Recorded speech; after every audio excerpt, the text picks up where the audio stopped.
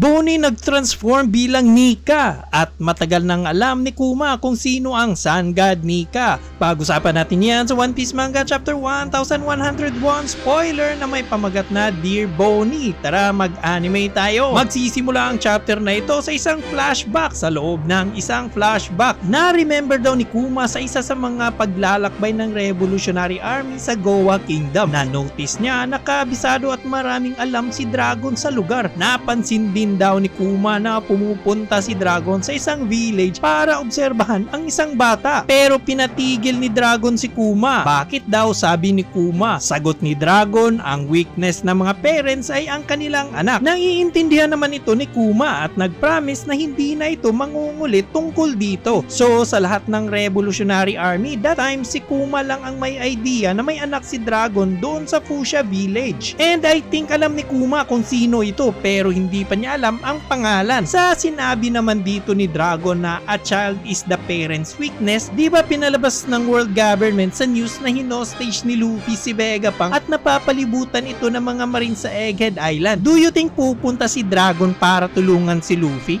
Balik naman tayo sa normal flashback. Pumunta daw si Kuma sa Mount Kolobo at nag-observe kay Luffy, and at that time 16 years old na si Luffy. Pina-practice ni Luffy ang secret attack niya na Gomu Gomu no Ono o Gom Gom Battle Axe, ang atake na tumapos kay Arlong. Na-remember nyo pa ba ito? Ang tanong, bakit kaya pinuntahan ni Kuma si Luffy? Dahil ba anak ito ni Dragon o may idea siyang si Luffy ang Sun God Nika? Habang pinapanood ni Kuma si Luffy sa malayo, biglang tumawag ang world government. Napansin ni Luffy ang isang chilling presence sa malapit, pero pagtingin ni Luffy wala na si Kuma. Akala tuloy ni Luffy na meron pang malakas na hayop sa Mount Kolobo na hindi pa niya nakakalaban. Di ba may mga bagong attacks na pinapakita si Luffy from time to time? Ibig bang sabihin nito na pinapractice ito ni Luffy behind the scene? At sino kaya ang kasparing niya? Sino sa tingin nyo? At tumalis si Kuma sa Dawn Island at sinunod ang utos ng world government para tulungan ang isang merchant ship na inatake ng mga pirata. Medyo weird nga lang kasi parang emergency ang ipapagawa nila kay Kuma, pero sagipin lang pala ang isang merchant. Baka sobrang importante ang dala ng merchant na ito o paraan lang ito ng world government para mamonitor ang lokasyon ni Kuma. Pinakita din daw sa chapter na ito na nagpapadala si Kuma ng mga sulat para kay Bonnie tungkol sa mga magagandang lugar na pupuntahan nila in the future. Pero sa Sorbet Kingdom, hindi pala nakakaabot kay Bonnie ang mga sulat na pinapadala ni Kuma dahil kinukuha ito ni Alpha. Kaya sobrang malungkot si Bonnie kasi hinihintay niya ang mga sulat ni Daddy Kuma. Sabi sa spoiler na hindi nire-reveal ni Bonnie ang Devil Fruit powers niya kay Alpha at sa lahat ng medical team. Advice pa ni Queen Connie na a smart hawk must always hide its claws. Tama naman, para hindi mawala ang element of surprise. Pumunta daw si Kuma sa laboratory ni Vegapunk at nagkita sila sa clone ni Stacy. Sabi pa ng clone ni Stacy kung ano ang mas unfortunate, ang tao na walang consciousness o ang clone na merong consciousness. Pero ni-remind ni Vegapunk si Stacy na isa itong tao at hindi clone. Sa panahong ito may apple head na si Vegapunk, meaning kumpleto na ang team Vegapunk. Pinaliwanag ni Vegapunk kay Kuma na pagkatapos ng modification, mabubura na lahat ng memories ni Kuma at mawawala na ang kanyang mga emotions. Pero dagdag ni Vegapunk na itatago niya ang consciousness ni Kuma to the last minute. So sa panahong ito may isang taon pa para maging kumpleto ang modification kay Kuma. Makikita din daw natin si Kuma na paminsan-minsan ay tumutulong sa Revolutionary Army pero hindi na ito nagsasalita. Alam ng mga kasama ni Kuma sa Revolutionary Army na may reason kung bakit nagkakaganito si Kuma. Balik naman tayo sa Sorbet Kingdom. Nag-celebrate si Bonnie sa kanyang 9th birthday at sa panahong ito 100%